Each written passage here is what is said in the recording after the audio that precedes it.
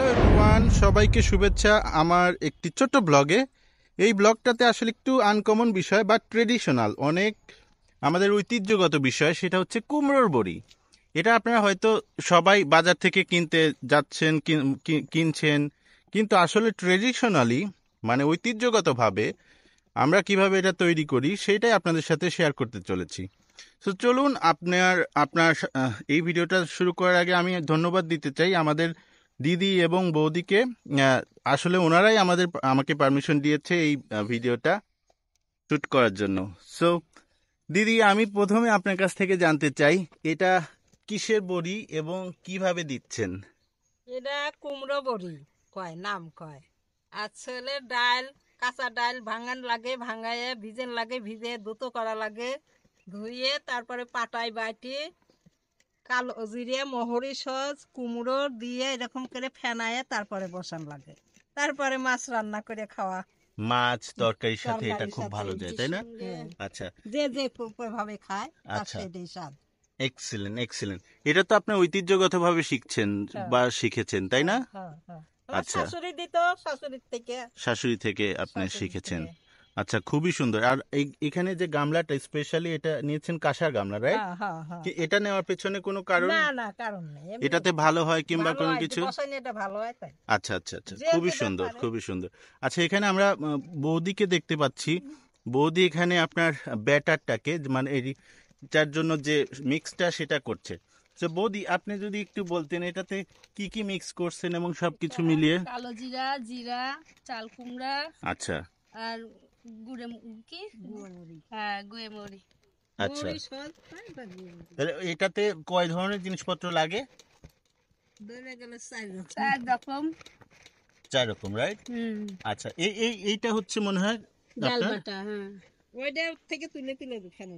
আচ্ছা, এইটা থেকে স্পেশাল করে, এটা তো অনেক কষ্টের কাজ। আমরা দেখছি আপনি অনেকক্ষণ ধরে এটা করছেন।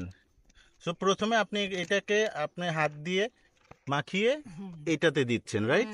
দেওয়ার পরে আপনি আবার আচ্ছা আচ্ছা আচ্ছা, তারপরে এইটাতে আপনারা দিবেন, ঠিক না? কি সুন্দর চালুন এই রং করা। সো প্রথমে এইটাকে এভাবে নিতে হবে, মাসকলার ডালটাকে, তাই না? তারপর হাত দিয়ে এটা মাখিয়ে বড় করতে হয়, তাই তো? ও মাই গড, এটা অনেক কষ্টের কাজ। সো আপনারা সবাই যারা এই বড়িটা হয়তো বাসায় দেন কিংবা আপনারা জানেন যে, কিন্তু এটা কিন্তু এত ইজি কাজ না। আর বাজারের যেটা সেটা কিন্তু আসলে এত সুন্দর হবে না। এবং এটাতে যে একটা মায়া মমতা থাকে, specially the passion, love and the tradition, it's unmatched. এবং এটা কিন্তু আপনারা সবাই বাসায়ও দিতে পারেন, ট্রাই করতে পারেন, রাইট? দিদি, আপনি যদি কেউ বাসায় দেয় তাহলে কিভাবে দিবে এটা? ওই তো এরকম করে ডাল ভিজে রাখবে, ভিজে রাখে কাঁচা মাসকলাই, আচ্ছা, ভিজে রাখে সেটা মনে করেন ধোয়া লাগবে, ধুয়ে চুষা বাই করে ফেলান লাগবে, চুষা বাই করে ফেলাইয়ে পাটায় বাটা লাগবে, পাটায় বাইটি তারপরে মনে করেন যে তো এরকম করে দেওয়া লাগবে। আচ্ছা, তো এটা কয়েকটা স্টেজ, রাইট? কয়েকটা ধাপে এটা দিতে হয়। সো এটার জন্য আপনার প্রখর সূর্যের রোদটাও কিন্তু খুবই গুরুত্বপূর্ণ, রাইট? কারণ দেখতে পাচ্ছেন আজকে আমাদের সূর্যটা একদম একদম মাথার উপরে। সো এটা খুবই দরকার, কারণ এটার জন্য আপনি এই ভালো বড়ি পাবেন। না হলে সূর্য যদি না থাকে তাহলে এটা ভালো হবে না, তাই না? এটাতে কিন্তু আর কোনো মানে উপায় নেই, সূর্যের উপরই পুরোটাই ডিপেন্ডেন্ট। হ্যাঁ, সো এটা কিন্তু স্বাদ আলাদা, কেনাটার স্বাদ আলাদা। হ্যাঁ, কেনাটার স্বাদ আলাদা। সো দেখুন, এটা আসলে অসাধারণ, it's outstanding. So I just wanted to say everyone that at least you should try. এখান থেকে দেখেন, এই ভিডিওটা থেকেও আমরা কিছু ইংলিশ শিখতে পারি। যেমন ট্রেডিশনাল হচ্ছে ঐতিহ্যগত। তারপরে আমাদের এই যে বংশ পরম্পরা, এয়ারলুমটা হচ্ছে আপনার HEIRLOM, হচ্ছে বংশ পরম্পরা। তারপরে আমরা এটা ট্রেডিশনালটা এটা জানলাম। তারপর এটা একটা এক্সিলেন্ট ডিশ, এটা একটা খুবই সুন্দর খাবার। এই খাবারটা আপনার যে কোনো খাবারের সাথে খুব ভালো যায়। it goes with any kind of vegetable and any kind of food.